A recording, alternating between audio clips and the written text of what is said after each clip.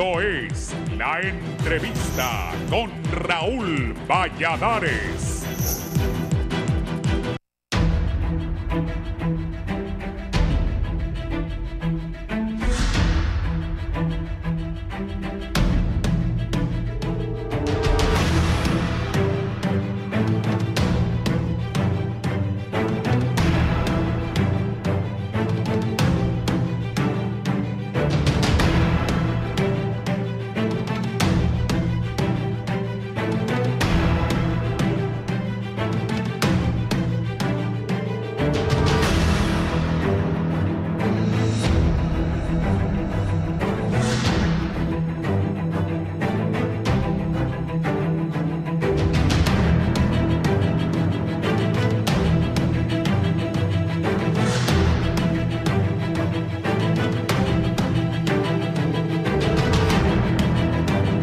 El feriado morazánico no supone un momento de relajación en el Consejo Nacional Electoral. Al contrario, las diferencias aumentan, y más aún después de lo sucedido el fin de semana, cuando en unas pruebas apareció una papeleta con la fotografía de Jorge Calix como candidato a diputado del Partido Liberal por el departamento de Olancho, lo que desató una serie de reacciones y que orilló al CNE a explicar lo sucedido a la vez de tomar una decisión. Mediante un comunicado, el máximo órgano electoral señaló que producto de las investigaciones para esclarecer los hechos relacionados con la publicación indebida de una papeleta preliminar, el Pleno del CNE procedió a separar de sus cargos a 2 personas cuyas acciones impactaron directamente en la credibilidad del proceso y redundaron en la pérdida de confianza. El CNE recordó que las papeletas actualmente exhibidas son preliminares y reiteran que las inconsistencias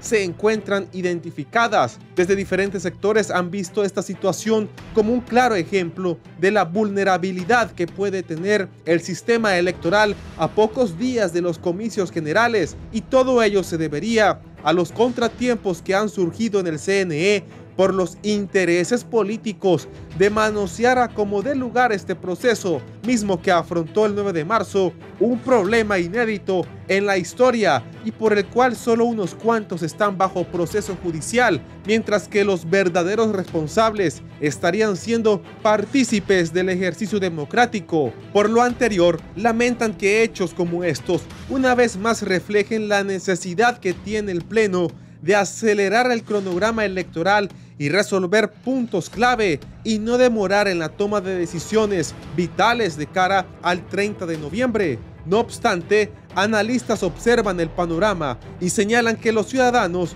no confían en los políticos, pese a que ellos afirmen que el país marcha por una buena dirección.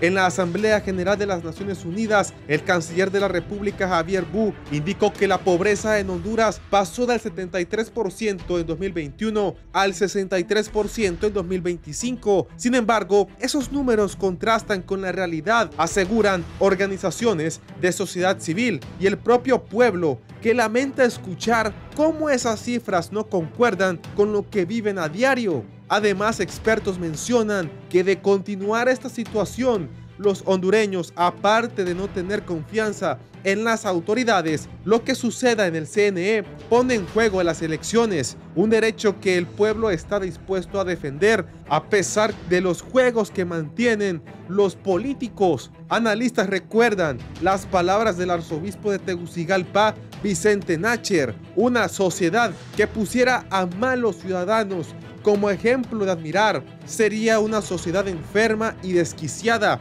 impregnada de maldad y perversidad, lo contrario a la voluntad divina, por lo que hay quienes piden al electorado no perder la esperanza y elegir de manera inteligente en los próximos comicios generales.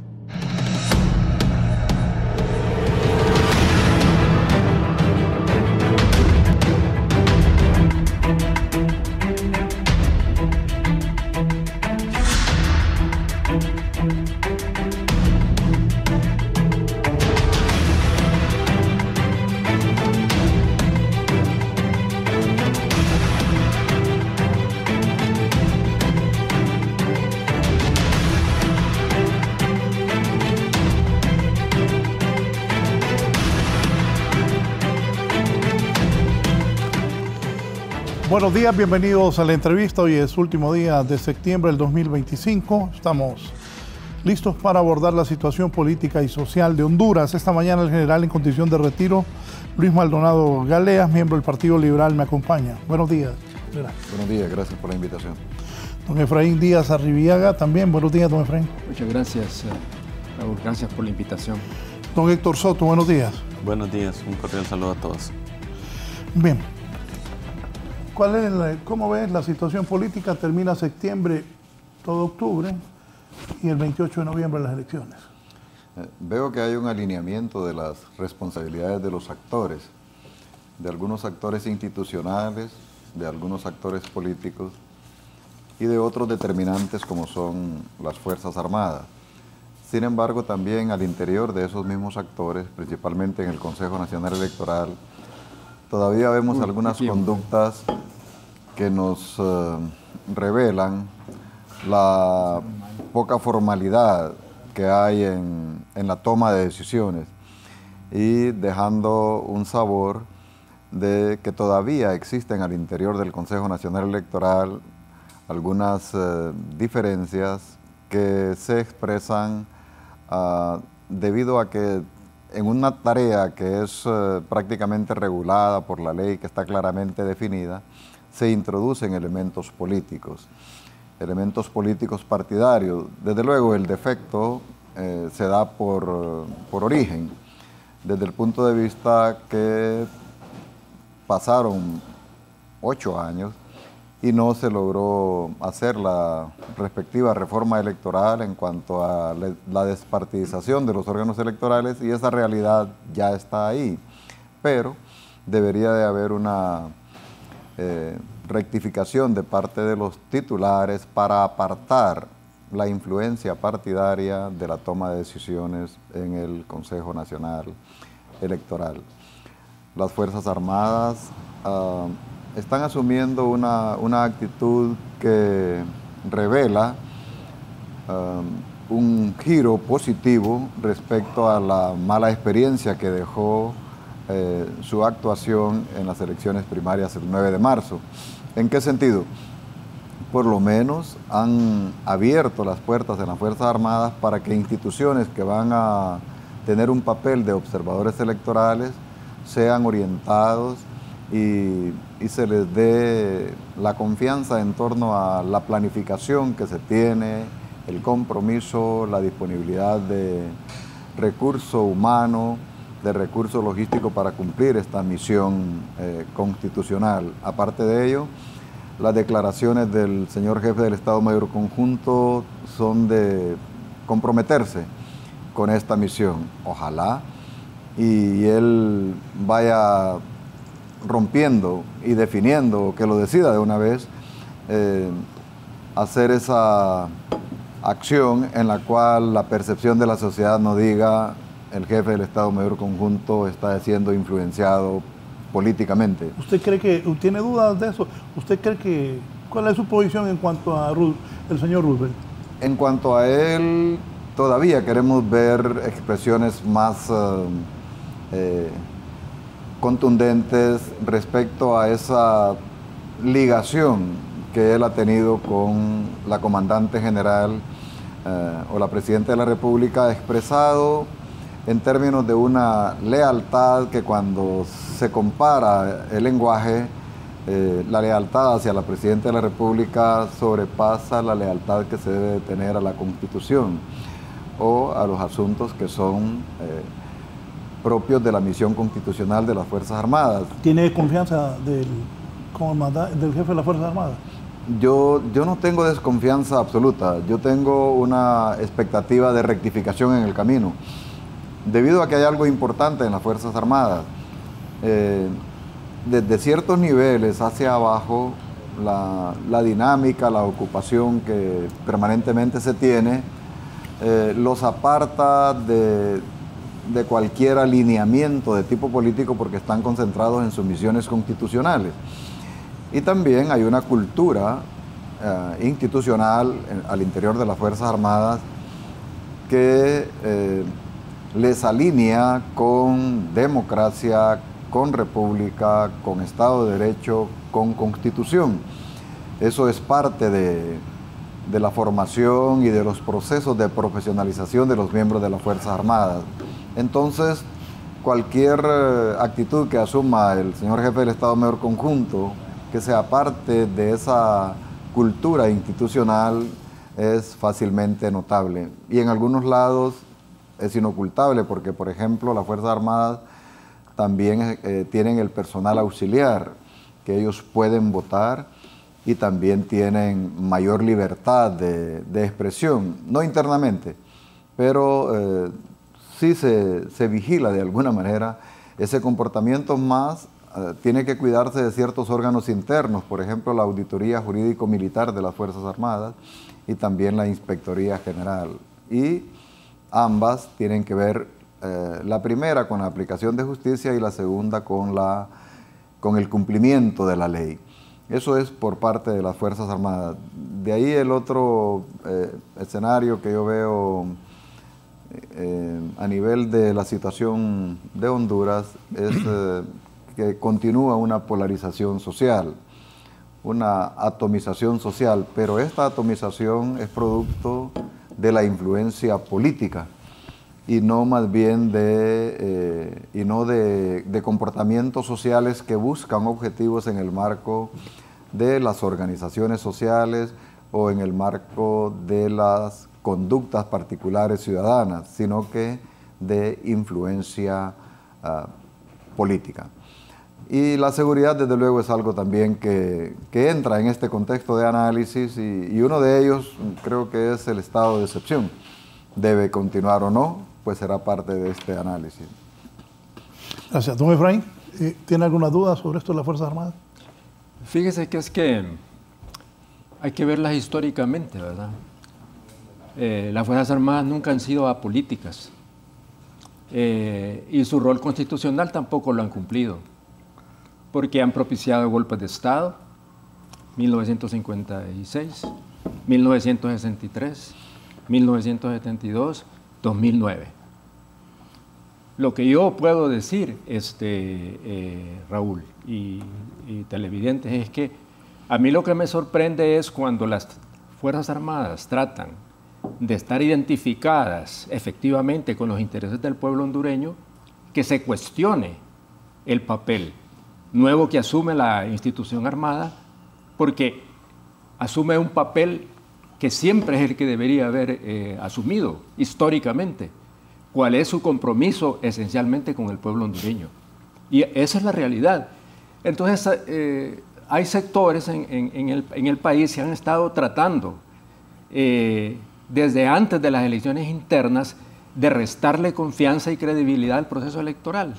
Y esa es una estrategia que no es casual, no es que es por azar, sino que es una estrategia muy bien montada de los sectores en Honduras que siempre se han opuesto a la transformación del país para crear duda, incertidumbre, desinformación permanente, ¿verdad?, de lo que pasa y no pasa en el país, ¿verdad? Entonces me parece que eso, yo digo de que esa estrategia va orientada esencialmente a lo que yo llamo la cultura del fracaso. El hecho de hacer creernos a los hondureños que en el país no hay nada bueno, que no se ha hecho absolutamente nada, lo cual me parece que también es algo que no es cierto. Sin desconocer los problemas que el país tiene, algunos avances el país ha tenido. Pero nos tratan permanentemente, todos los días, en algunos medios y analistas de diferente naturaleza, de no tener un análisis de balance objetivo de lo que realmente pasa y sucede, digamos, en el país, porque tiene otro propósito. No es el propósito de desvelar y analizar objetivamente la situación del país, sino que sencillamente tiene un objetivo esencialmente político, ¿verdad?, manejado desde las estructuras de poder en Honduras y el bipartidismo, digamos, en Honduras, que son los actores principales que nos tienen en la situación que está aquí, porque hay veces que si se hacen cosas, ¿por qué se hacen? Y si no se hacen, ¿por qué no se hacen? Entonces no podemos seguir haciendo un análisis de esta naturaleza que distorsiona completamente la realidad, o se quiere distorsionar la realidad, ¿verdad? Entonces yo digo, Raúl, de que el enfilar, digamos, la actuación del jefe del Estado Mayor ha sido una constante, ¿verdad? Ha sido una constante. Antes de las elecciones primarias, que no iba a haber elecciones primarias. Y ahora es que, bueno, hay conflictos y se presentan candidaturas determinadas y entonces se hace todo una crisis que no existe realmente. Entonces lo que buscan es crear desconfianza en el proceso. Y eso me parece que no le hace daño al gobierno de doña Xiomara Castro, le hace daño al país. Y eso es lo que está sucediendo, Raúl, se lo digo sinceramente, y lo quiero decir aquí con bastante propiedad. Inclusive, si se escuché en un medio anoche, por ejemplo, que si las Fuerzas Armadas se ponen alerta por una situación en el Golfo de Fonseca, que va a ser una excusa para que no haya elecciones en noviembre, ¿verdad? Por favor, a mí me parece que no es una actitud de responsabilidad. Si estamos constantemente suponiendo cosas más que siendo realidades. Yo le voy a decir que yo he sido un crítico de las Fuerzas Armadas y puedo decirle con bastante claridad, desde los años 80, cuando teníamos el papel de las Fuerzas Armadas en una estrategia de contención de lo que llamaban la quinta columna, las violaciones a los derechos humanos, las detenciones ilegales, el alineamiento, ahí sí es alineamiento, general Maldonado, alineamiento de las Fuerzas Armadas y el gobierno de Honduras con la política exterior norteamericana en los años 60. ¿No fue así o no fue? Entonces se nos olvida bastante rápido la historia del país. Y entonces el otro punto también, tenemos que diferenciar cuando hacemos el análisis de los problemas económicos, sociales, políticos del país, entre los problemas que son estructurales y cuáles son los problemas de coyuntura. O sea, pero esa distinción no se hace. ¿Hay pobreza? Sí hay pobreza, pero esto es un problema estructural del país. Aún, digamos, con el esfuerzo que ha hecho el gobierno de bajar, digamos, el nivel de pobreza, todavía representa 6 de cada 10 hondureños viven en situación de pobreza. Entonces, eso es una realidad. Pero lo que no se toca es la concentración de la riqueza en pocas manos. Y lo que no se toca es las enormes desigualdades que hay en el país. Y que eso implica un cambio y una transformación que Honduras necesita. Y entonces los sectores que todo el tiempo se oponen a lo mismo, el discurso del comunismo. Bueno, cuando yo estaba en el Congreso, y lo voy a decir porque no estoy inventando nada, y yo defendía una posición soberana y nacional, a mí me decían que era comunista, pues. Los del Partido Liberal y los del Partido Nacional. Entonces es un discurso, ¿y con qué argumentos le dieron el golpe al doctor Ramón Villeda Morales? Diciendo que Villeda Morales propiciaba el comunismo en Honduras. Entonces ese discurso desfasado, o sea, que no tiene nada que ver ni con la realidad del mundo, ni tampoco con la realidad de Honduras, es el argumento que quieren utilizar constantemente para generar temor, desconfianza, incertidumbre, dudas sobre todo. Y eso obedece a una estrategia, no es una cosa aislada, y eso tenemos que decirlo con bastante propiedad. Y uno lo escucha diariamente, y voy a decirlo también, en varios espacios de los medios de comunicación aquí, ese mismo discurso constante, todos los días, de una cosa insignificante lo magnifican y hacen todo un escándalo, como que si el país pasara en una crisis crónica, como decía el profesor Ramón Oquelí, ¿verdad? Entonces yo creo que tenemos que ver las cosas con objetividad. Yo no dudo de las Fuerzas Armadas, yo creo que han asumido un papel correcto y trataron de inculpar a las Fuerzas Armadas de ese tema de las elecciones primarias, lo cual no es cierto tampoco, ¿verdad? Pero como piensan de que el general Hernández está alineado con la presente Xiomara Castro, bueno, pero esa es una suposición. Además, es la comandante en jefe en todo caso. de las Fuerzas Armadas. O sea, el comandante general de las Fuerzas Armadas es el presidente de la República.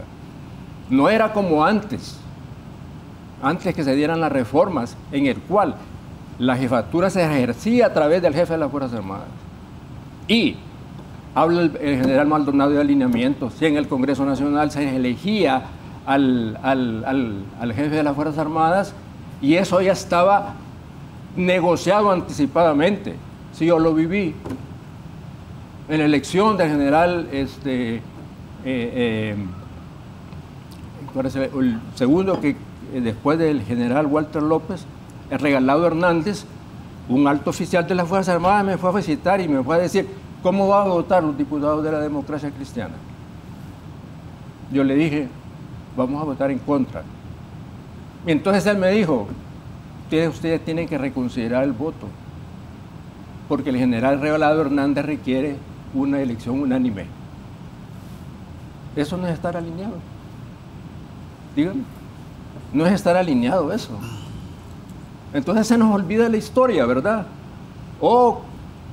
Aquí no habían desaparecidos, aquí no existía la contra. Ese era el discurso oficial, pero no era la realidad. Entonces tenemos que distinguir entre una cosa y otra para realmente ver cómo están haciendo las cosas, ¿verdad? Entonces yo por eso ahora, Raúl, debo decirle a usted que tenemos que ver, no porque se trate de decir que no hay problemas, no, o que algunas cosas no se han hecho bien, no. Pero lo que hay que hacer es un balance entre sí cosas que se han hecho positivamente y otras que no.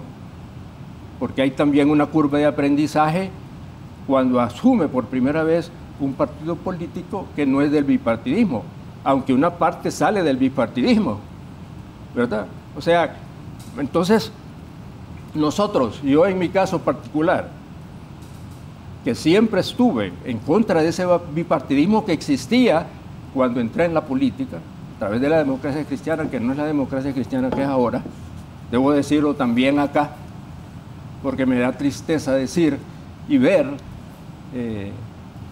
lo que es ahora la democracia cristiana. Pero en aquel entonces teníamos un proyecto político, que era precisamente cambiar ese bipartidismo que existía, porque son los que tienen la responsabilidad histórica de lo que ha pasado y no ha pasado en Honduras. Héctor. Entonces yo pienso que eso es lo que yo puedo decir, puedo ampliar después. Claro. Sí, yo coincido con el doctor Efraín Díaz. Efectivamente, las Fuerzas Armadas en Honduras siempre han estado mediadas por la ideología y por mucho tiempo fue la derecha la que gobernó el país, y particularmente desde la Constitución del 81 para acá fue un bipartidismo con un claro matiz neoliberal y de derecha el que estuvo siempre en el país. Ahora por primera vez hay un gobierno de izquierda, y en este sentido hemisférico nos acostumbramos a la idea que las Fuerzas Armadas tienen que ser amigas de la derecha y enemigas de la izquierda. Y en ese sentido es una afrenta que hoy la izquierda esté en el poder, y por eso es que hay muchas voces que esperarían unas Fuerzas Armadas confrontadas con el gobierno, no por ser gobierno, sino por ser de izquierda. Y ahí es donde viene... Que las Fuerzas Armadas estén enfrentadas directamente con el gobierno.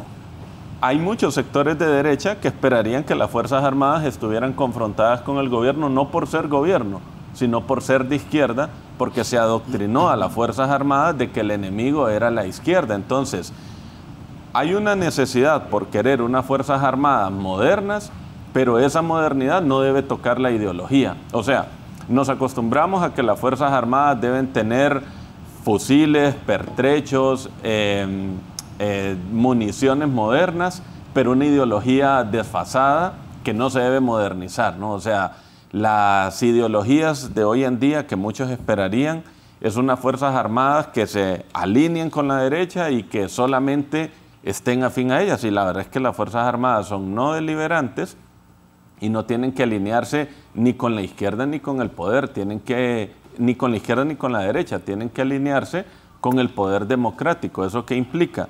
Que en una democracia donde hay partidos de izquierda y de derecha, si gobierna la derecha, la obligación de las Fuerzas Armadas es acompañar y fortalecer la democracia desde su rol así sea un gobierno de derecha. Y si es un gobierno de izquierda, exactamente lo mismo. Tiene que hacer exactamente lo mismo, porque son las elecciones y no las Fuerzas Armadas las que tienen que decidir si la izquierda o la derecha no gobierna en Honduras.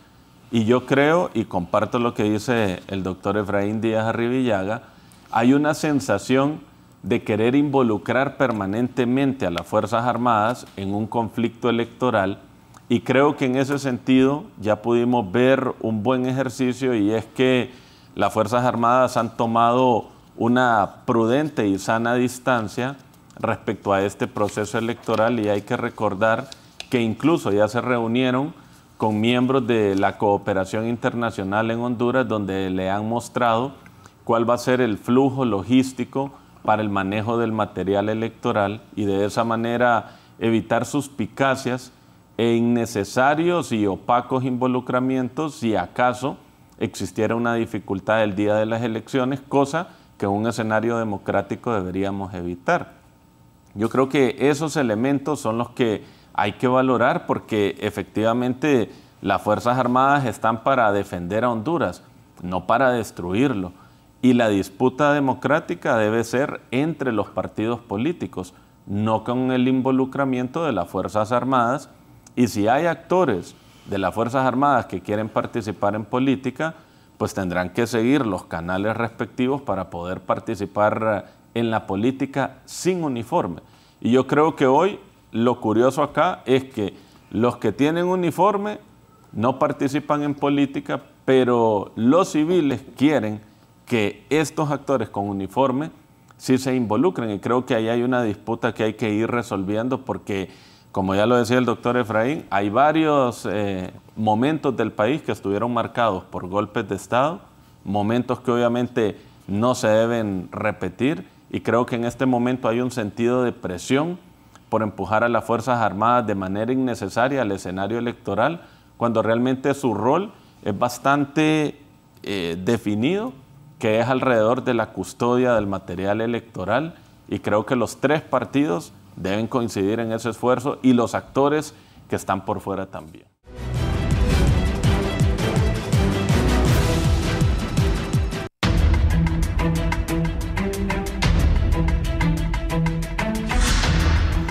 Bien, continuamos.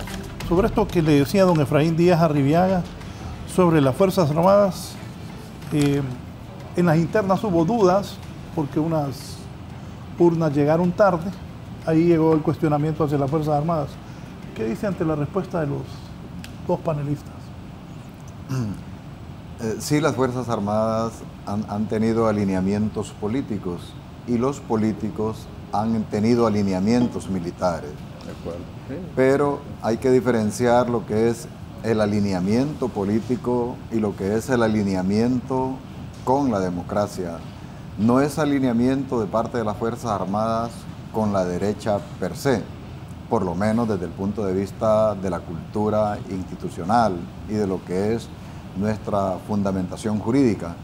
Nos alineamos con la democracia, con la república, con el Estado de Derecho, con la Constitución. Es el mandato. No obstante, sí reconozco que en el incumplimiento de ese alineamiento, históricamente han habido en distintas direcciones. 1956, el alineamiento fue democrático, un golpe de Estado para restablecer una situación de crisis política, y que hubo una proclama para que hubiera una transición democrática, y ese gobierno solo estuvo un año y dio lugar a las elecciones de segundo grado que se eligió al presidente Villeda Morales. Ese fue un paso que prácticamente marca la celebración del Día de las Fuerzas Armadas, 21 de octubre de 1956. Y creo que todos los hondureños debemos de tomarlo como un acto conveniente de alineamiento con una visión democrática de los militares de ese entonces. Héctor Caraccioli Moncada, Roque J. Rodríguez y el mayor Galvez Barner. Bueno, 1963 se rompe todo eso, y yo personalmente lo digo, jamás voy a estar de acuerdo con ese golpe de Estado. Y cuando era cadete en 1982, otro golpe de Estado. Y otro golpe para Honduras, para la democracia y para mí, que estaba aprendiendo a ser soldado. 1982, Policarpo Paz García se alinea con las aspiraciones del pueblo hondureño y da lugar a que haya una acción importantísima para nosotros. ¿Para qué son las Asambleas Nacional Constituyentes? No estoy seguro si mi amigo Efraín Díaz Arriguillaba fue constituyente en ese entonces. No, Muy bien. fue. Entonces, y no era una constituyente de políticos per se. Habían ciudadanos notables ahí que se incorporaron a este proceso constituyente. Esa fue un alineamiento del general Paz García y de las Fuerzas Armadas para restablecer todo lo que había sido afectado, nueva constitución y todo lo demás. Luego viene un alineamiento para enfrentar una situación de crisis mundial, de hegemonía de poder, y así fácilmente. Unión de Repúblicas Soviéticas Socialistas con una estrategia de dominación mundial, Occidente liderada por Estados Unidos con una estrategia de dominación mundial. ¿Quién domina el mundo acá? ¿Con quién estoy yo? Y no es una acción militar para decir vamos a desaparecer gente, vamos a hacer esto, vamos a estar con los Estados Unidos. Estamos con los Estados Unidos o con el mundo occidental porque defienden la democracia y los valores occidentales. Y del otro lado del mundo está otra fuerza mundial que también juega una estrategia. Y fue prácticamente el cierre de la Guerra Fría que terminó con la paz. Entonces, y luego, el resto del tiempo, otra vez los alineamientos. Y esos alineamientos arruinaron muchas carreras, como la mía, por ejemplo, por no estar alineado. El periodo de Juan Orlando, ¿cuánto manejó a las Fuerzas Armadas? ¿Cuántos ascensos se dieron por alineamiento político? ¿Cuántos cargos se ocuparon afectando órdenes de mérito y todo lo demás? ¿Qué pasa con este gobierno? Lo mismo. Lo mismo. El jefe del Estado Mayor Conjunto actual no es el número 1 de la promoción. Es competente, es respetuoso conmigo y todas las cosas. Yo lo formé en parte de la Academia Militar, pero tuvo un giro en su comportamiento. Y sí se alineó indebidamente con el anterior jefe del Estado Mayor Conjunto. Que a un militar le ordenen, Maldonado Galeas, no a los golpes de Estado, en una ceremonia militar y que cumpla esa orden, porque jamás va a salir de un soldado ofender a otro soldado. Por lo menos ha sido nuestra tradición militar. Y si lo dice, ese es alineamiento político. Que el jefe del Estado Mayor Conjunto tome un fragmento del discurso de la Presidenta de la República y lo replique exactamente en una ceremonia militar, eso es estar alineado con un proyecto político, si el discurso tiene connotación política. Si el jefe del Estado Mayor Conjunto dice el pueblo unido jamás será vencido, tomando para sí una frase política, es alineamiento político y en este caso es más bien casi personalizado. Por eso yo no lo miro como un riesgo total, porque no es alineamiento institucional, sino que es una cuestión de él que actúa de esa manera. Y lo último lo voy a decir aquí, no lo he dicho en ningún momento, pero sí me indignó una frase que dijo la Presidenta de la República en la graduación de un curso del cual soy egresado de la primera promoción, curso Tesón, de tropas especializadas en selvas y operaciones nocturnas, tesones refundacionales. Y todo el mundo conoce la lógica de deductiva, inductiva y todo eso. Si me señala a mí que soy refundacional, quiere decir que las Fuerzas Armadas son refundacionales. ¿Y cuál fue la usanza o ha sido la usanza de los gobiernos que tienen alineamientos ideológicos socialistas, comunistas o algo parecido? Utilizar los ejércitos como los instrumentos del poder. ¿Por qué los Castro estuvieron 50 años en el poder? ¿Y por qué el señor Raúl Castro fue el eterno ministro de Defensa? ¿Por qué Venezuela juega a lo mismo? ¿Por qué Nicaragua juega a lo mismo? Yo no quiero ser instrumento de un político, de ninguno, izquierda, derecha, demócrata, lo que sea, jamás, ni ayer ni hoy. Entonces, todo ese lenguaje, si nosotros tuviéramos carácter como soldados, la opción que nos queda es renuncia. Yo renuncio porque no puedo estar en ese contexto. Cierro con lo siguiente. No pretendemos que las Fuerzas Armadas tengan alineamiento de izquierda y de derecha. Pretendemos que las Fuerzas Armadas tengan un alineamiento con lo que somos nosotros, con lo que configura nuestra razón de ser como Estado. ¿Y qué la configura? Nuestra normativa. La primera, somos constitucionalistas, debemos de ser. Somos demócratas, debemos de ser. Somos republicanos desde el punto de vista de la república, debemos de ser. Estamos con el Estado de Derecho, debemos de estar. Pero hay un problema, y aquí mi amigo Efraín Díaz Arribiaga, hay un problema. El político no se alinea con ese estado deseable de las cosas, como su partido. No se alineó con su aspiración de lo que debe ser la democracia cristiana. Y entonces, al no tener el líder, el presidente, el alineamiento con eso, entonces me arrastra a mí como soldado a alinearme con ello. Entonces, yo, Fuerzas Armadas, que pretendo cumplir con mi misión alineándome con las aspiraciones del pueblo, con los objetivos nacionales, con los intereses nacionales, encuentro una barrera en este presidente que es mi comandante general, que no se alinea con lo que aspira el pueblo. Eso sí ha sucedido y nos ha afectado. Y para cerrar esto, la dinámica de la discusión, al principio lo dije, está orientado a que estamos viendo una rectificación de parte de las Fuerzas Armadas y del discurso del jefe del Estado Mayor Conjunto, y que eso abre una expectativa todavía con ciertos, atisbos de que no es total, pero yo confío en que las Fuerzas Armadas sí esta vez van a cumplir con su misión constitucional. Cuando me dices sí esta vez, ¿cuándo no? Porque hubo una falla en el 9, y no es culpa de las Fuerzas Armadas como tal, es culpa institucional.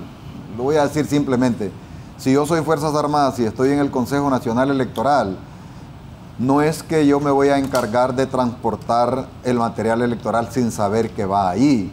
Tengo que dar fe de una misión que cumplí y que llevé el material correcto.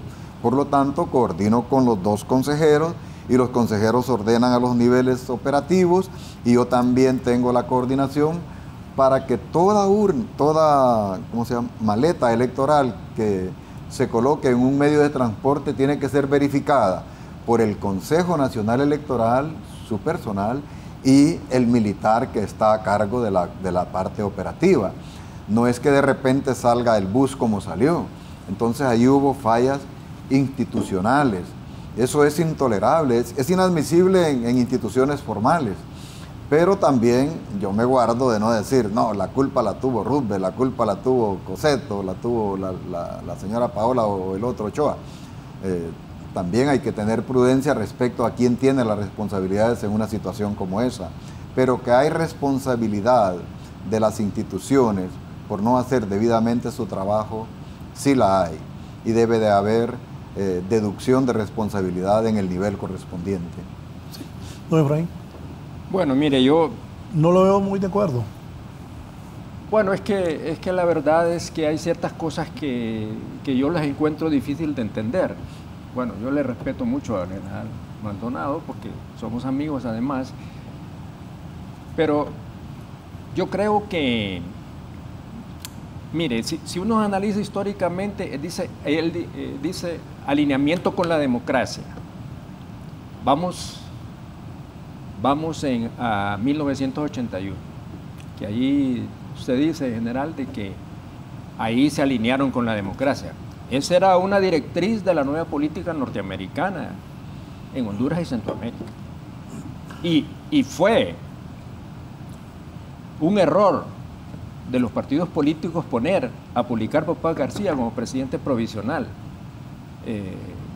del país, porque estábamos en una transición de lo militar a lo civil, y esa transición realmente no se cumplió precisamente por el alineamiento de las Fuerzas Armadas con la política exterior norteamericana en los años 80, y usted lo sabe perfectamente. Entonces, ese alineamiento, claro, usted hablaba de Occidente y la URSS, y los intereses de Honduras, ¿cuáles eran? Yo se lo dije a Negroponte, porque él me dijo, usted lo que está haciendo es queriendo de que Honduras, como una especie de un dominó, así como en el sudeste asiático, en Vietnam, Camboya, caigan en las manos del comunismo. Entonces, sí había alineamiento, pero no los intereses de Honduras estaban en ese alineamiento. Y esa era la posición que sosteníamos nosotros en ese momento. Y los desaparecidos, o no existía el 316. Entonces, usted habla del 72, pero independientemente de lo que haya pasado ahí, el alineamiento fue con los intereses del pueblo hondureño, porque hicieron un proceso de cambio importante en el país. El reformismo militar, que usted sabe muy bien, estaba, digamos, en la línea de buscar, digamos, un país mucho más justo y distribución. Fueron en el periodo más donde se impulsó mayormente la reforma agraria en el país. Entonces, ahí, aun cuando ahí había, es cierto que había un rompimiento del orden constitucional, pero había una legitimidad dada por el movimiento popular, inclusive de las mismas empresas privadas, en aquel entonces. Entonces, lo que yo digo es que ahora se trata de cuestionar, o sea, usted dice que la presidenta Xiomara Castro insultó a esa porque le dijo los soldados de la refundación. Bueno, pero la refundación es una visión que tiene doña Xiomara y el gobierno, el socialismo democrático. El socialismo democrático significa un proyecto político social en el cual busca disminuir las desigualdades, democratizar la economía y otros aspectos que son fundamentales. Bueno, habrá sectores que no están ahí, pero, como bien decía Héctor acá, si las Fuerzas Armadas actúan, digamos, en un papel que para mí es una rectificación importante también que hay de las Fuerzas Armadas, después del golpe del 2009 para acá. Pienso que se han dado cuenta de que eso fue un paso equivocado como institución. Y ya no es porque eran individuos, sino que la institución, usted muy bien lo dijo, la institución. Porque, bueno, digamos, el general Hernández tiene el derecho como ciudadano de tener una posición política, pues. Yo no creo que está vedado hacer eso, ¿no? Como usted la tiene, o como la tiene cualquier otro. Las Fuerzas Armadas, claro, apolíticas y no deliberantes, dice la Constitución. Nunca se ha cumplido eso, general. Disculpe. No, claro. ¿Verdad? Es decir, entonces, yo digo que este es un momento, veámoslo positivamente. Yo lo veo así. Yo que he sido crítico de las Fuerzas Armadas, porque he sido crítico, porque no he compartido, digamos, el papel sobre todo que se dio en determinados momentos de la historia del país, encuentro que ese proceso de una rectificación más, y no es tanto porque estén identificados con un partido político determinado, sino que identificados con el pueblo hondureño, con las necesidades del pueblo hondureño, con las necesidades que el país logre las reformas que son importantes para cambiar las cosas en Honduras. Me parece que ese es el papel patriótico de las Fuerzas Armadas, ¿verdad? Ahora, habrá sectores que no están de acuerdo con eso, pero yo creo que el país está en un proceso fundamental de cambio, con todo como eso constantemente se dice, como Venezuela, Cuba, Nicaragua. Vamos en esa dirección nosotros. ¿A dónde está? Yo quisiera verlo. ¿A quién le han expropiado las propiedades? Es decir, a nadie. Y las cosas, el modelo esencialmente es el mismo todavía. Hay que más bien modificarlo. Pero las políticas esencialmente han cambiado en algunos sentidos y en otros no han cambiado. Pero lo que no puede permitirse al pueblo hondureño es ir hacia atrás.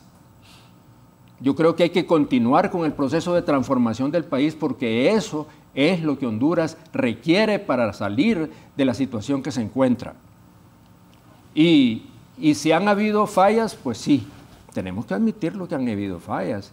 Y como decía muy bien Héctor, yo respeto la posición suya porque yo sé que usted es una persona íntegra en general. Yo nunca he dudado de eso, ¿verdad? Y lamentablemente dentro de su mismo partido no ha tenido los espacios necesarios, ¿verdad? Pero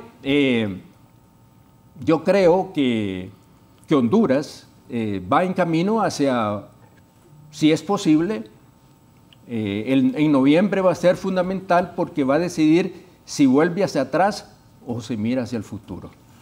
Y eso es para mí lo trascendente.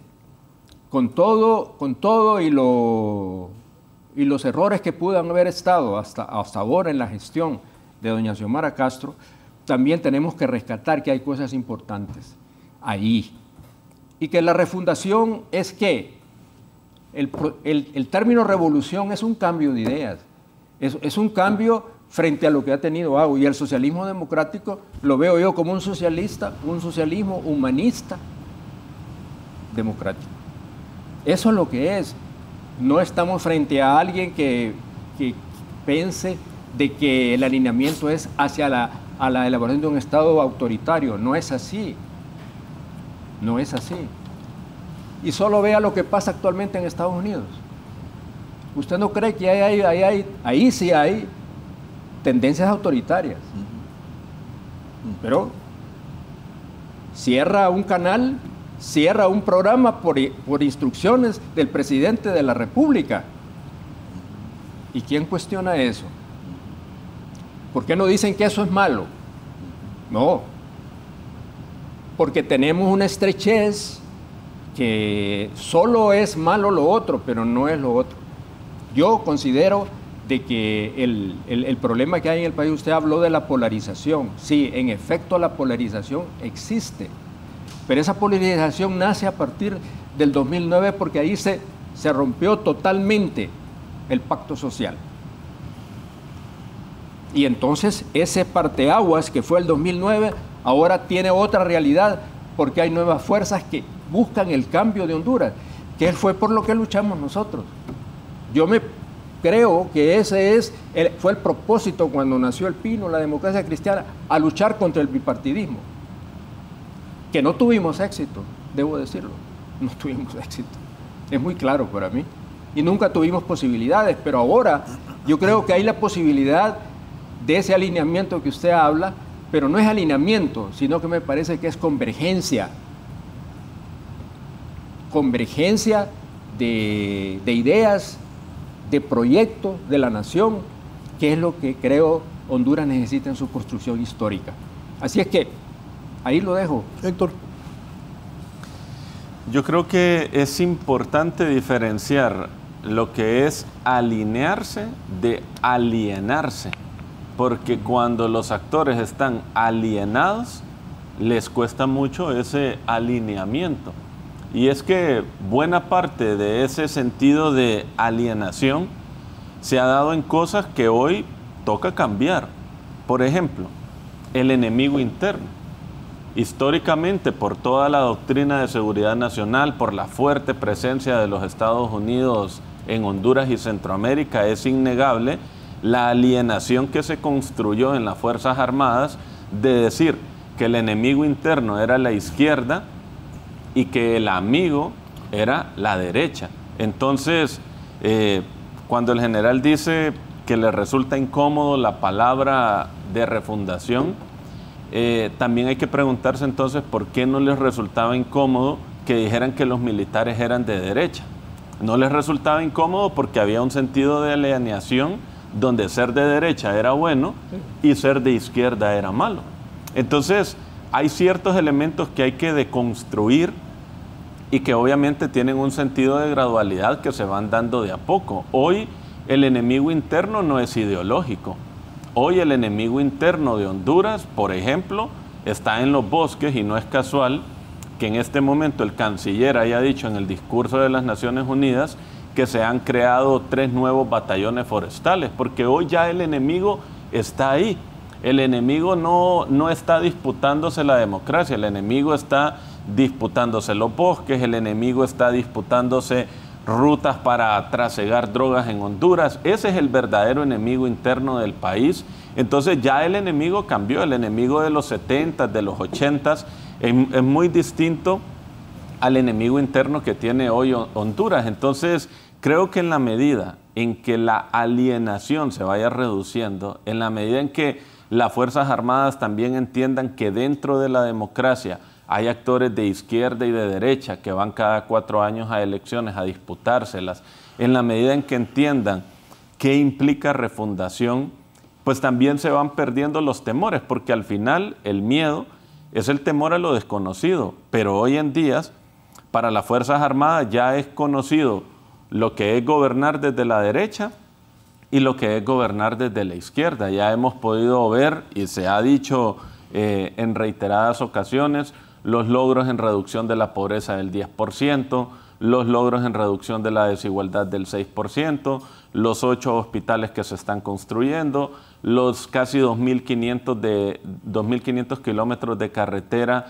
en vías terciarias y primarias, que si las pusiéramos en un camino nos daría para llegar desde Tegucigalpa hasta Monterrey, cosa que no se había logrado. O sea, hay cosas que se están haciendo, 194.000 hectáreas de bosque recuperado, eso es toda la extensión del Distrito Central y de Talanga, eso es la refundación.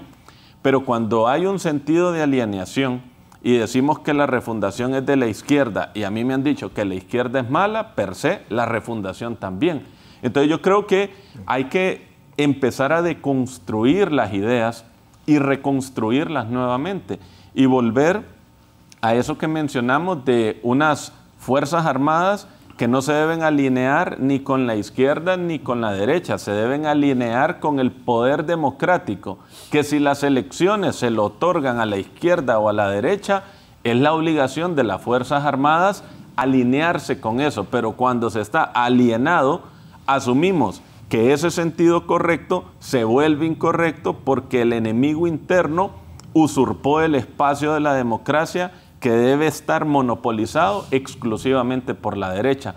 Ahí hay una disputa ideológica y hay una disputa que el país está viviendo. Esa disputa claramente que la tenemos a flor de piel porque es la primera vez que la izquierda llega al poder y es lógico que estas relaciones de poder obliguen a algunos actores a intentar entrar y a otros actores a resistir que estos nuevos entren, pero ese es el juego de la democracia. La democracia no puede ser una captura ideológica donde solamente la derecha tiene espacio y la izquierda tiene que estar por fuera, porque incluso vemos ejemplos aquí cerca de gobiernos que no son de izquierda y que incluso ya tienen reelección indefinida. Entonces, el deseo de quedarse en el poder no es ideológico. El deseo de quedarse en el poder responde al alcance de los atributos democráticos que tengan los que nos gobiernan. En El Salvador hay reelección indefinida y no es un gobierno de izquierda. Y Libre, que es un gobierno de izquierda, es el más interesado en que haya elecciones. Entonces el sentido de intentar decir que la derecha siempre quiere elecciones y la izquierda siempre quiere quedarse en el poder, me parece que responde a ese sentido de alienación que siempre hemos querido construir ideológicamente. Estamos en un momento para mí afortunado en el país porque estamos en un momento de cambio, estamos en un momento donde estamos viendo qué es ser gobernados desde la derecha, porque lo hemos visto, y qué es ahora ser gobernados desde la izquierda, y al final lo importante es que en nuestra democracia los partidos políticos, pero particularmente el gobierno y las Fuerzas Armadas, tienen que hacer lo que los hondureños manden y decidan en las urnas, y hoy por hoy es curioso, pero pareciera que hay más resistencias a elecciones desde la derecha que desde la propia izquierda. La rectora Julieta Castellano participa esta mañana luego de escuchar a los panelistas. Doctora Castellano, adelante, rectora. Muy buenos días, un saludo a sus distinguidos panelistas. Me interesó su programa porque tiene gente inteligente, conocedora y estudiosa del país y actores directos de la política hondureña. Y quiero referirme a algunos de los temas que ellos han hablado.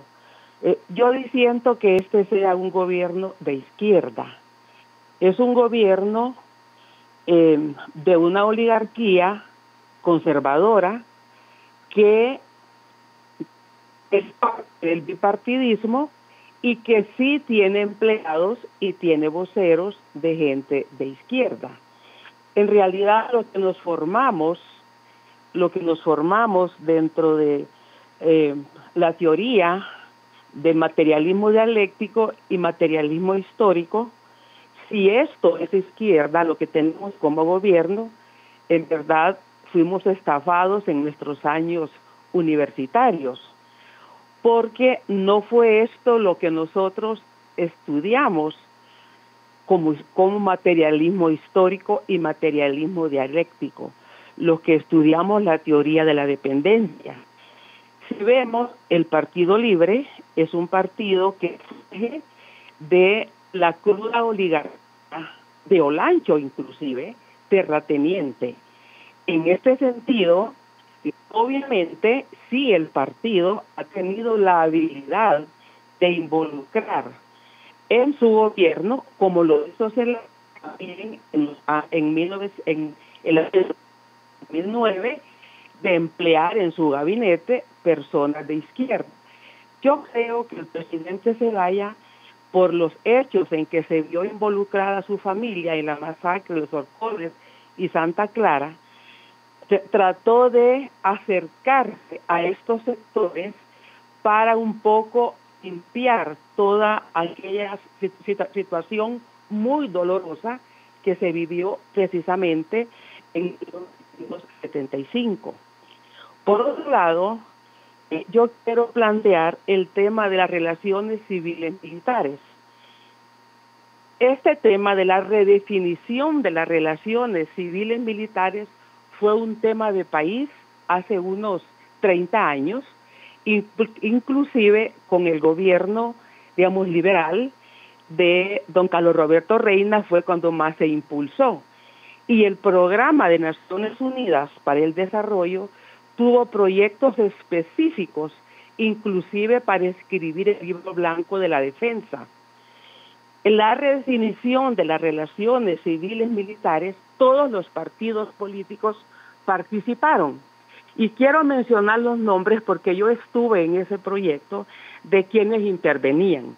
Por el Partido Liberal generalmente asistía don Jorge Arturo Reina, por el Partido Nacional, don Ricardo Maduro, estaba ya entrando a la política, y por el PINU, don Toribio Aguilera, por la Democracia Cristiana, don Ramón Velázquez Nasser, y por la UD, don Hérmilo Soto. En este sentido, cuando hablábamos de las relaciones civiles militares, no era la subordinación de las Fuerzas Armadas al líder del partido político, al cacique del partido político o al caudillo. En esencia, lo que significaba era las Fuerzas Armadas observando la ley. Por lo tanto, no era que estén al servicio de la derecha o de la izquierda, no eran demandaderos ni de la derecha ni de la izquierda, sino que eran una institución con su misión constitucional cumplida a cabalidad basada en ley. Por otro lado, se ha hablado de la confrontación que el país ha vivido desde el año 2009, pero la confrontación tuvo dos partes.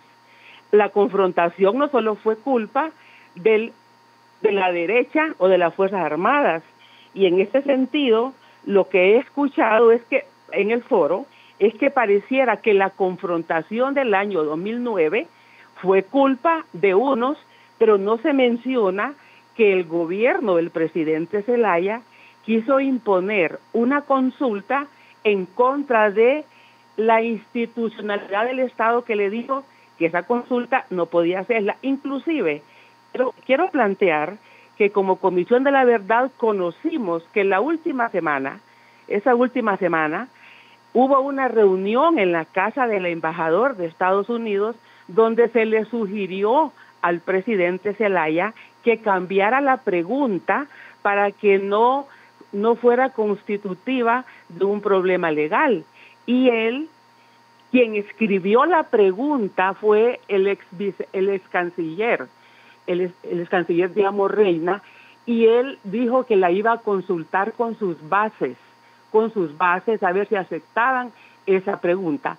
La llevó a consulta y no volvió a la reunión donde él iba a llevar la respuesta. Lo que nos dijo en la Comisión de la Verdad don César Hahn y también y Marvin Ponce fue que le dijeron al presidente que si no hacía la consulta iba a rodar la sangre en el país, incluyendo la de él, porque la izquierda quería esa consulta. Entonces yo creo que siendo académicos, como muchos que están en el panel, tenemos que tener la visión integral, holística de los conflictos y no solamente ver el lado que pues explica lo que queremos nosotros que quede en la opinión pública. El gobierno del presidente Lobo fue complejo, fueron unas elecciones complejas, pero creo que la intención del presidente Lobo de integrar a miembros de otros partidos políticos a su gabinete, tanto en Tegucigalpa como en el servicio exterior, fue también parte de ese proceso supuestamente de integración, que bueno, no se logró. Y yo sí creo, y con esto cierro, que las Fuerzas Armadas no han explicado qué pasó el 9 de marzo. ¿De quién fue la orden de que no circularan los buses para que entregaran el material electoral? ¿Quién les dijo que lo detuvieran en la colonia El Hogar, en la colonia Miraflores?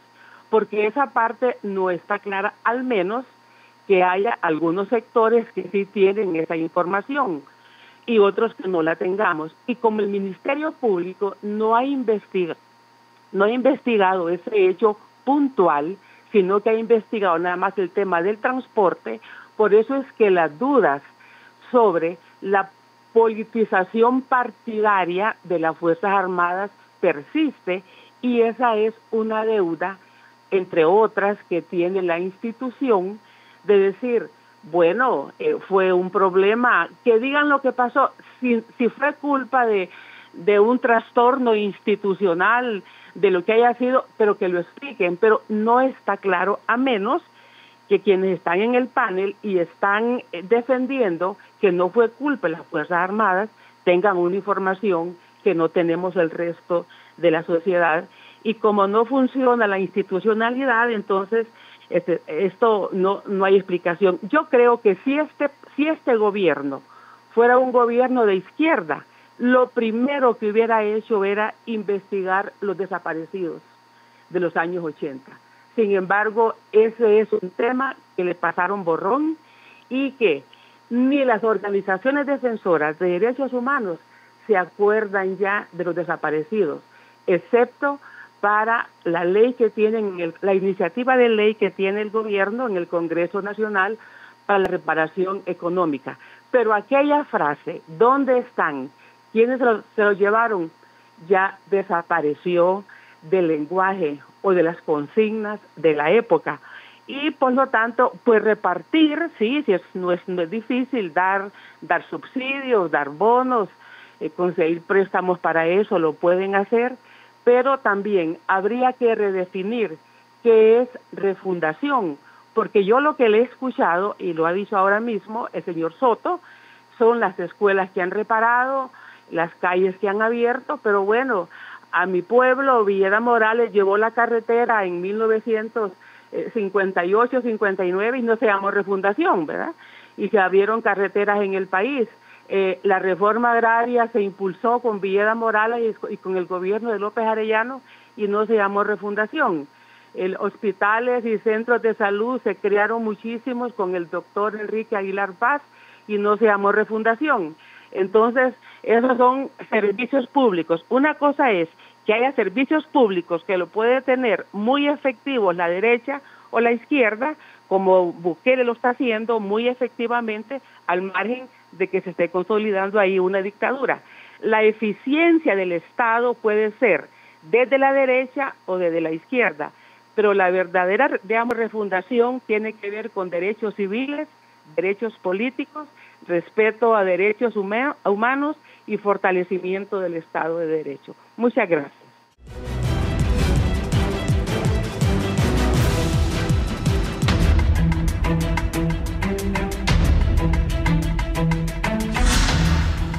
Bien, decía yo que el canciller en las Naciones Unidas ha dicho de la reducción de la pobreza gracias a las acciones de este gobierno. ¿Es posible que hondureños hayan dejado de ser pobres, general? Yo creo que lo que hay en Honduras es un problema de evaluación de la pobreza. Y cuando se habla de ese 70%, yo no creo. Y no creo porque conozco todo Honduras, afortunadamente. La conocí como soldado y la conocí después como subcomisionado nacional de Copeco. Estuve hasta en el Cabo de Gracias a Dios, ahí donde casi nadie va, en la punta. Y solo algunos 3 o 4 municipios no conozco, y uno de ellos es Juan Francisco Bulnes, para hablar de uno de Gracias a Dios. Y he podido ver los comportamientos de la pobreza en vivo.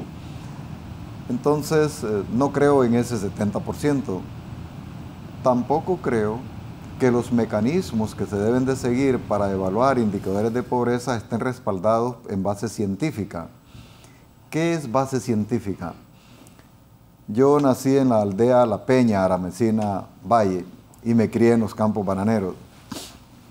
En los campos bananeros de hoy no hay pobreza porque todas las tierras que quedaron ahí fueron como acaparadas en algunos casos, compradas en otros, y hay una producción de palma y de otros productos. Sin embargo, los sistemas de medición, de estadística de nosotros, lo hacen por encuestas, por figuras superficiales. Y cuando lo hacen con visitas personalizadas, la gente miente, nuestra población miente al dar los datos, porque en la mayoría de los espacios rurales la gente no reporta su bien inmueble como propio, como ya regularizado, para que no le cobren el impuesto. Y así se maneja una información distorsionada, claro, cuando llega al proceso del escrutinio de esa información para sacar el resultado, entonces el resultado se traduce en cifras, pero la realidad no corresponde a esa metodología. Es lo que yo tengo como comentario de esta situación. Entiendo que hubo un respaldo de la CEPAL, o no sé de qué organismo respecto a esta cifra. No sé si hay otro respaldo externo, pero escuché algo parecido. Y ojalá y haya sido así, ojalá y tengamos ese porcentaje de 10%, estaríamos hablando de 1 millón aproximadamente de personas que ya no son pobres. Pero realmente en lo personal no confío en la metodología, en la institucionalidad, en la sinceridad de nuestro pueblo para dar datos y en la tabulación o procesamiento de esos datos para que éstas sean fidedignas. Un comentario personal. Sí.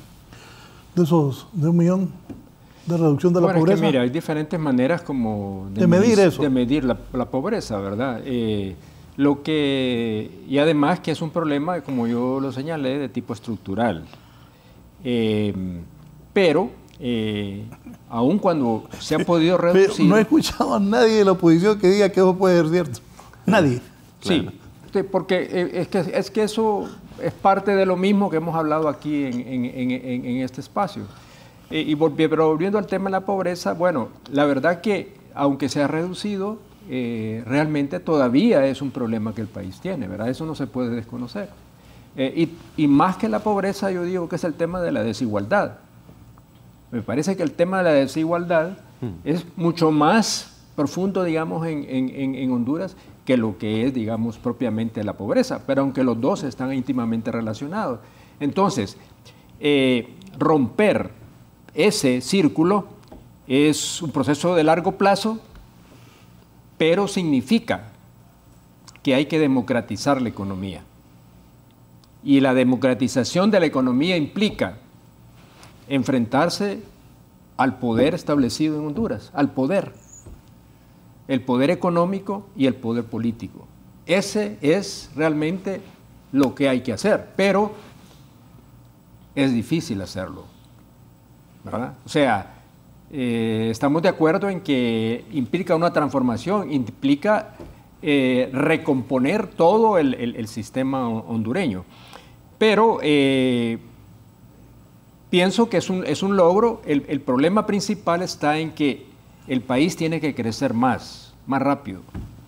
Con la tasa que tenemos de crecimiento es todavía insuficiente para poder sacar a mucha población de la pobreza, o sea que tendríamos que crecer más. Entonces, esos son los grandes retos y los grandes desafíos que el país tiene. Pero creo que se han dado pasos positivos en cuanto a esto, que ahora vemos como la pobreza. O sea, y sobre todo tiene un rostro rural la pobreza, ¿verdad? Y igualmente, digamos, el tema de la urbanización que se ha dado en Honduras, la creación de círculos de pobreza urbana, marginal, que están íntimamente relacionados con todo el tema central de cómo se cambia el sistema económico, cómo se crece más y cómo se disminuyen las desigualdades en el país. El tema de la educación, el tema de salud, que Héctor se ha referido a eso, claro, parece insignificante decir, bueno, mire, no, se han construido 7 hospitales. Bueno, no se tenían y es un avance. El hecho de ser la salud pública y la educación un derecho humano, eso es fundamental y es un reconocimiento de parte del cambio que se quiere hacer. Ahora, finalmente quiero terminar diciendo eso. Volviendo al tema de las Fuerzas Armadas, se me ocurría algo que voy a decir. Siento que las Fuerzas Armadas puede ser, y yo siempre lo he pensado así, como una institución de equilibrio, ¿verdad?, en la sociedad. Y en la medida que mantenga esa posición, yo creo que eso es lo que tiene que hacer el papel de las Fuerzas Armadas, garantizar esa estabilidad. Y creo que ese es el papel que han estado jugando, que nadie lo ha dicho, pero yo sí lo reconozco, de que ese papel de las Fuerzas Armadas ha impedido, de alguna manera u otra, que se repita lo mismo del 2009. Eso es lo que yo puedo decir. ¿Sobre esa reducción de la pobreza?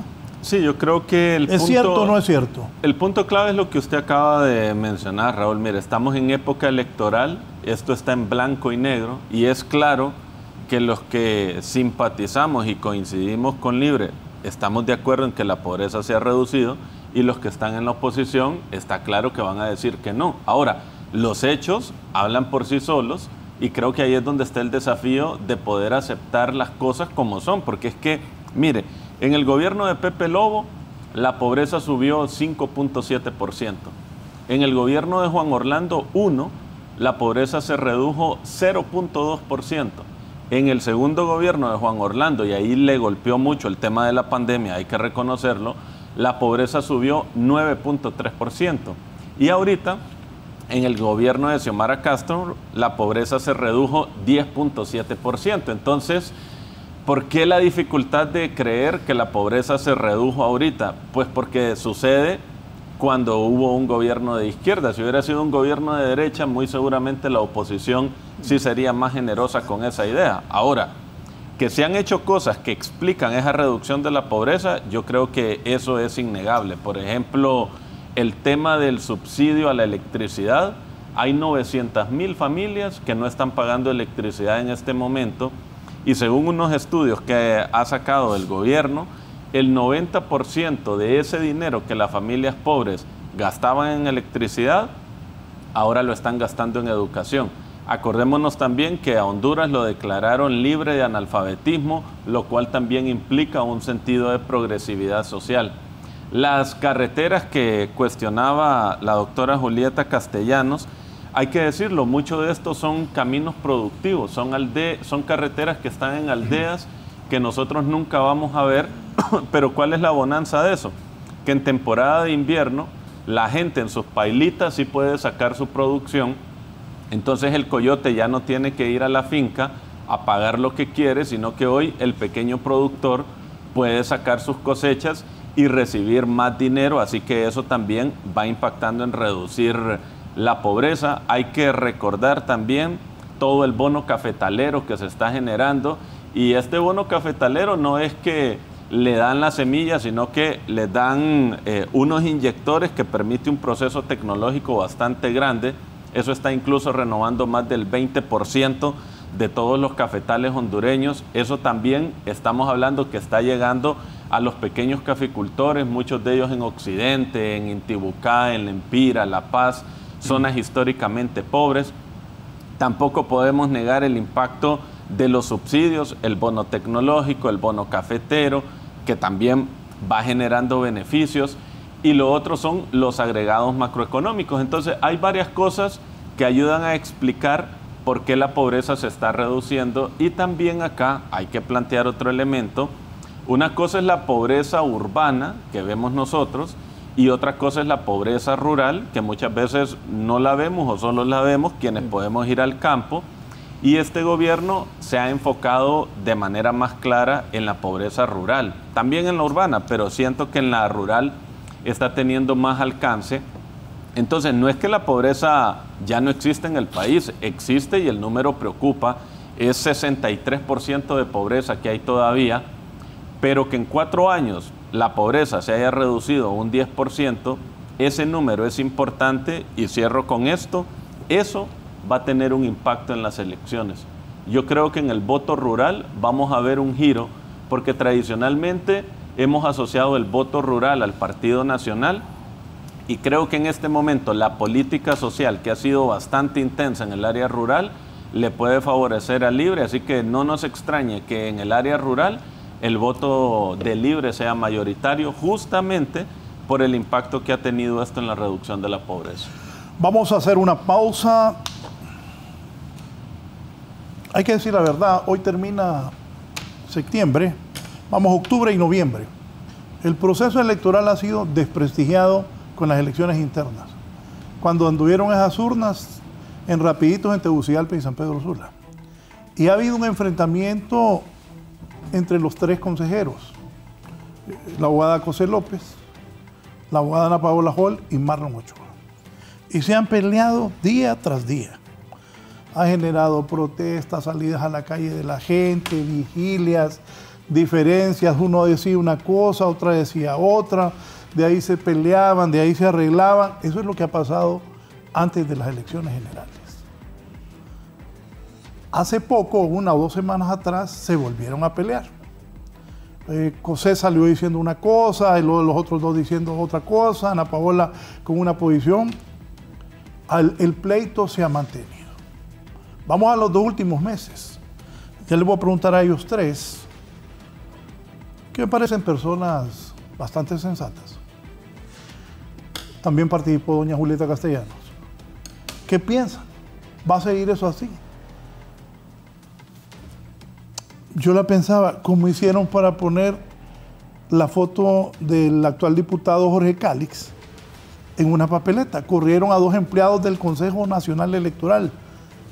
¿Cómo hicieron eso? Ajá, y el día de las elecciones entonces. ¿Cómo hicieron eso?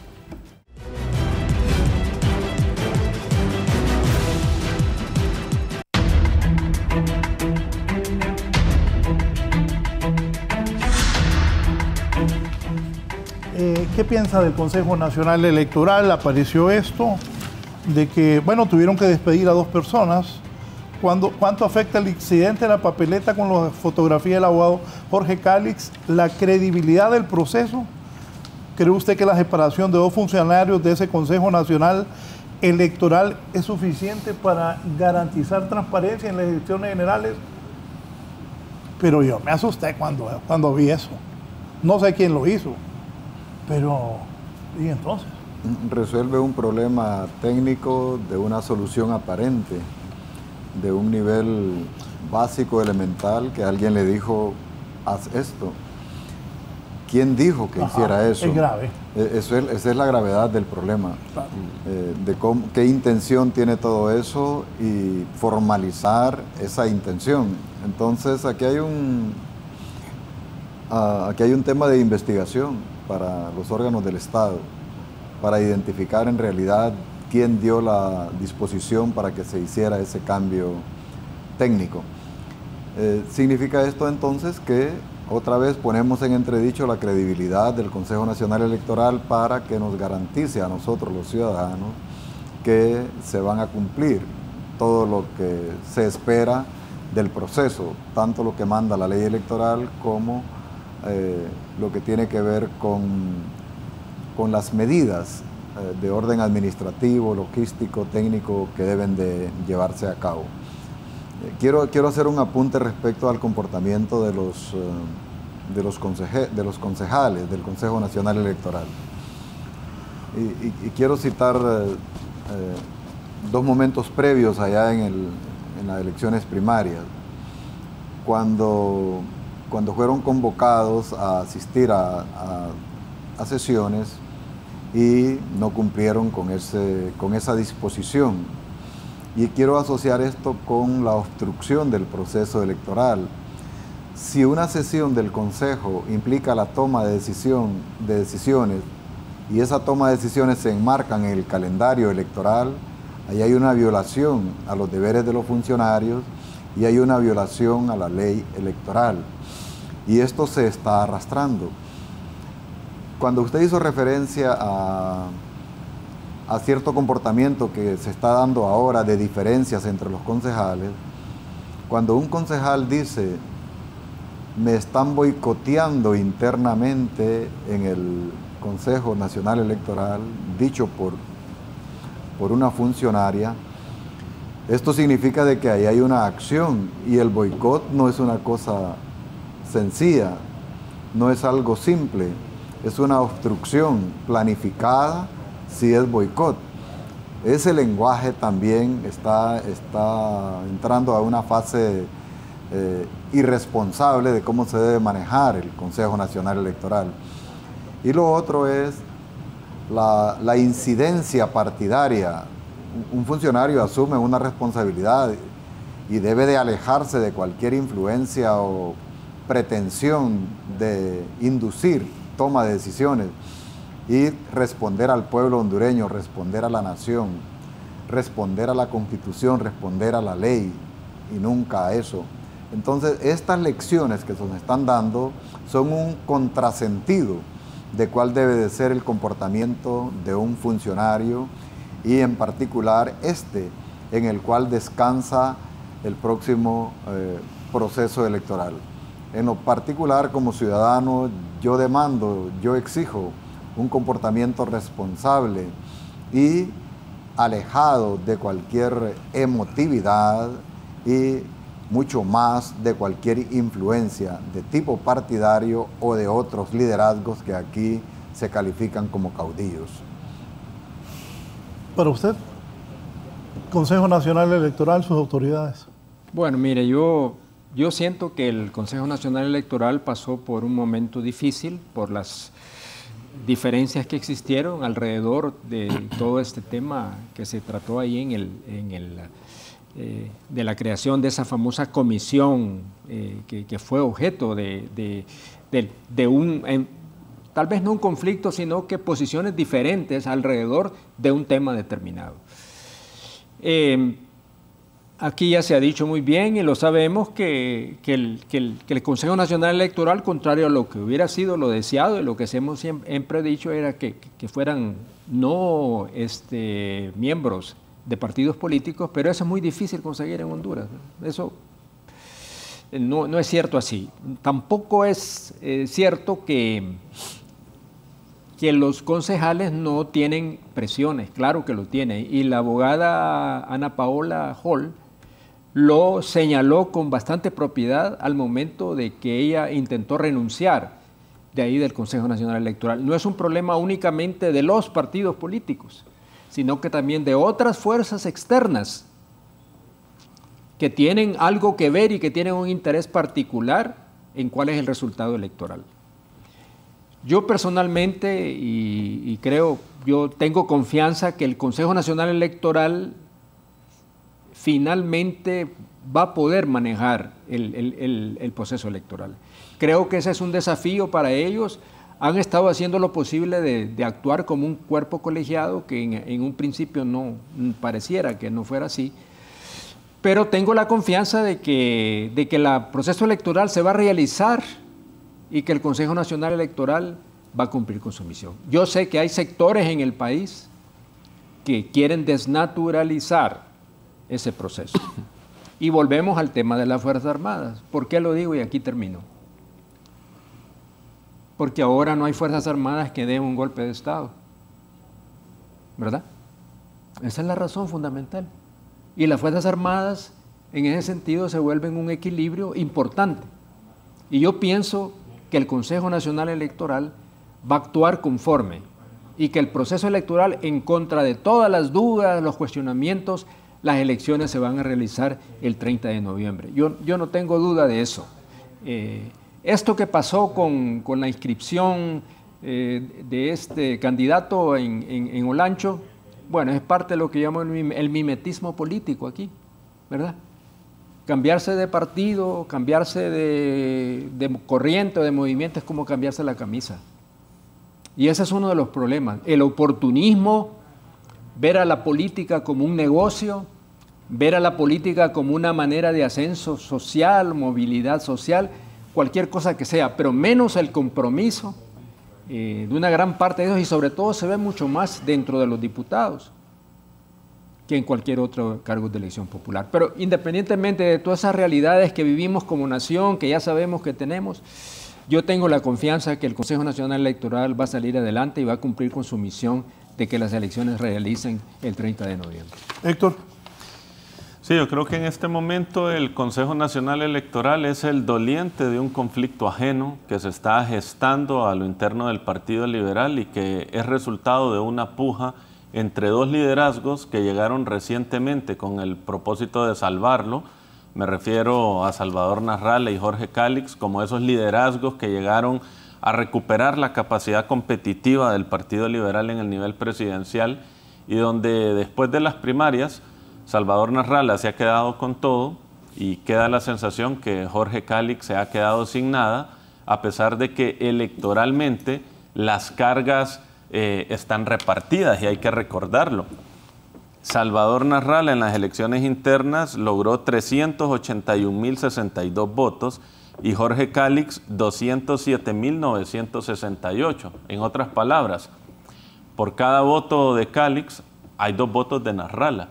Pero esos caudales electorales no se están viendo reflejados en las distribuciones de poder a lo interno, y claramente ahora Jorge Cálix intenta buscar en una nominación en el Congreso, que obviamente no da lugar, aquello que perdió en la mesa de negociación. O sea, yo creo que esta crisis que estamos viendo acá es el resultado de una negociación fallida entre el candidato ganador con el segundo candidato, que también tiene un peso importante, que también ganó 43 candidaturas a las diputaciones, muchas de estas en el área rural. O sea, también ahí hubo una distribución. Salvador Narrala tiene mucha fuerza en las áreas urbanas, pero Jorge Cálix es el que puso los candidatos y los votos en el área rural, y ahí es donde se percibe que está esta tensión de poder y esta fricción interna. Entonces se va sintiendo de que el candidato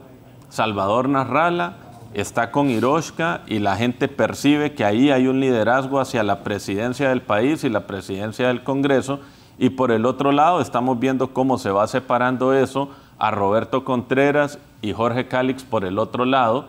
De hecho, pues el apoyo y el respaldo político a Jorge Cálix para buscar esa nominación en Olancho, se hace incluso con voces propias del mismo Central Ejecutivo del Partido Liberal, diciendo que esa decisión no fue consulta. Entonces, ¿qué es lo que pasa? Esa tensión de poder es resultado de una mala negociación a lo interno del Partido Liberal, y eso también está impactando en la opinión pública, porque ¿qué es lo que la opinión pública está percibiendo? Que hay un partido nacional muy cohesionado, que hay un partido libre muy cohesionado y que hay un partido liberal que se empieza a dividir. Entonces, de cara a 2 meses, un partido que se percibe que se va dividiendo, el costo inmediato es el voto, particularmente a nivel de alianzas y coaliciones. Entonces yo creo que esta crisis, insisto, es resultado de una mala negociación, porque al final en política los actores políticos que se disputan esto es lo que hacen, y creo que eso hoy está desembocando en esta situación donde le está pasando factura a los liderazgos fuertes. Primero, porque esta posición que está asumiendo Jorge Cálix de insistir en ello, pues la ciudadanía, digamos, los liberales que le apoyan le gusta, pero la ciudadanía no percibe eso con buenos ojos. Y por el otro lado, Salvador Narrala, pues obviamente está perdiendo ahí un actor que es relevante, que tiene mucho voto en lo rural, donde Salvador Narrala no es fuerte, y eso también va a impactar. Entonces yo creo que el gran doliente de esto termina siendo el CNE, porque queda la sensación de que al CNE se le puede burlar, porque queda la sensación que al CNE se le puede boicotear, y eso también va generando una sensación de duda sobre el proceso electoral. Yo creo que esto el CNE lo tiene que ver como una lección aprendida. Obviamente vuelve los procesos mucho más lentos y complejos porque las auditorías tienen que ser más rigurosas, pero creo que de esto hay que sacar las lecciones aprendidas y blindar los procesos que ya se evidenciaron, que es relevante que el CNE siga fortaleciendo para que el 30 de noviembre, independientemente de quién gane, porque tiene que ganar el que saque más votos, pues los hondureños lo sepan y respeten esos resultados.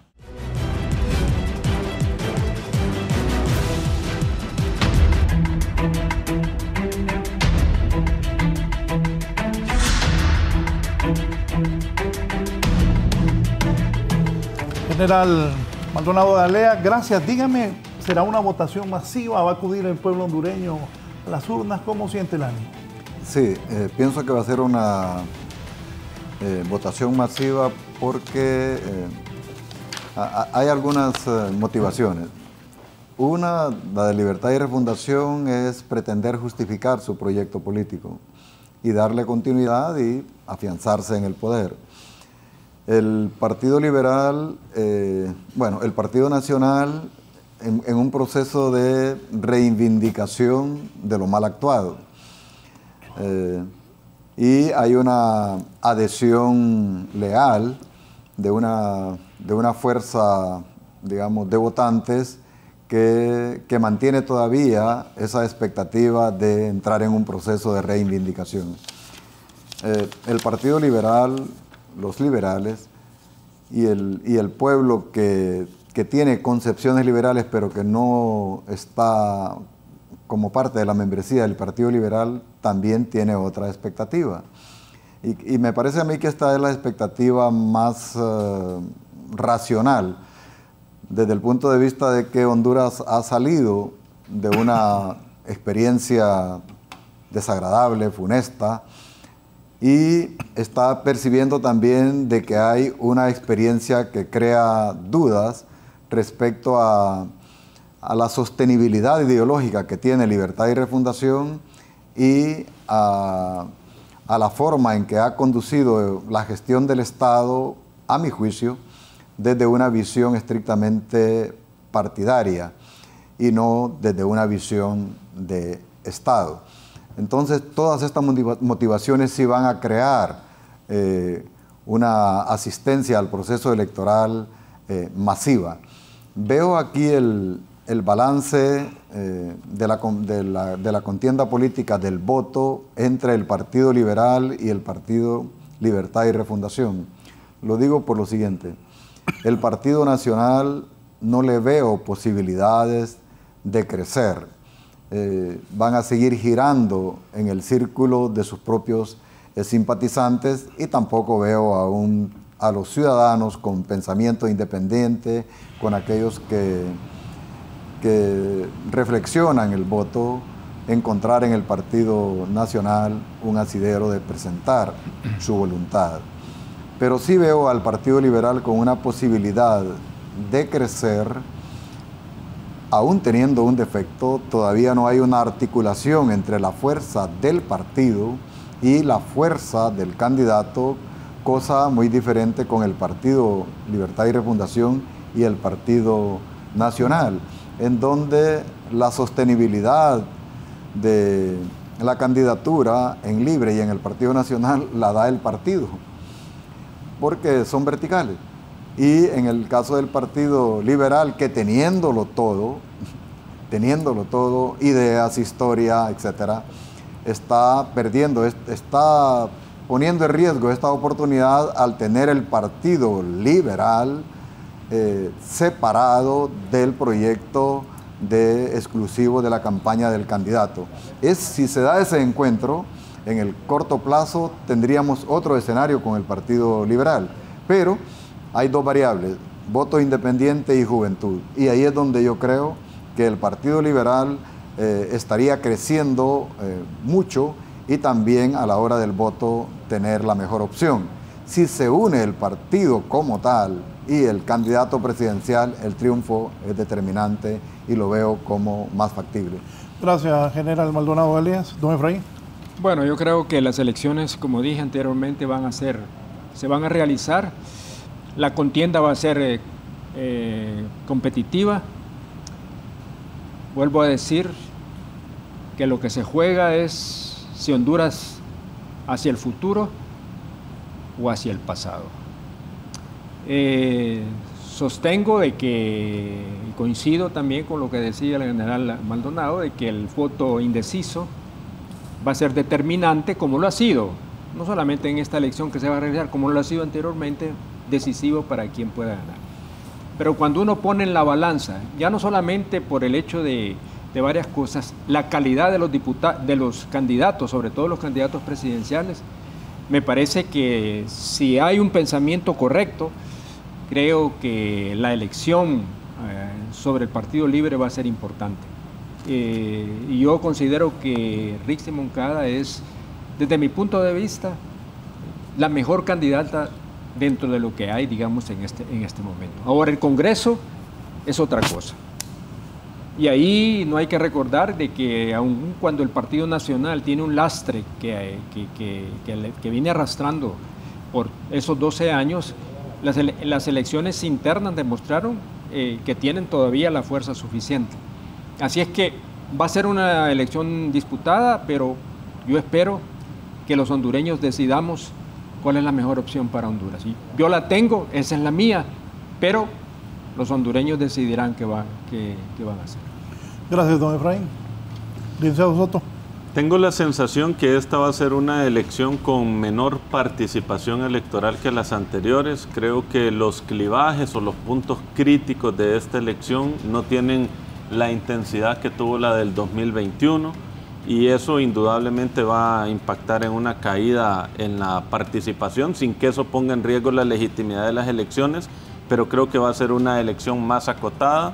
Lo que está en disputa siento yo que es el voto duro. Creo que esta va a ser una elección de votos duros, y si me lo preguntan, yo siento que los partidos están más preocupados por disputarse el voto duro de los otros que por atraer el voto independiente, y bajo esa premisa es que yo creo que vamos a una elección muy cerrada y a una elección de capas de voto duro definiendo al próximo presidente o presidenta.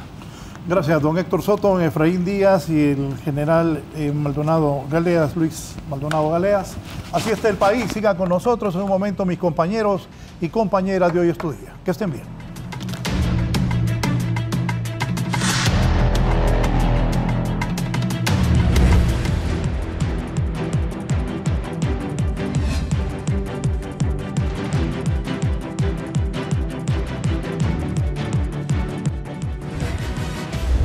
Esto es La Entrevista con Raúl Valladares.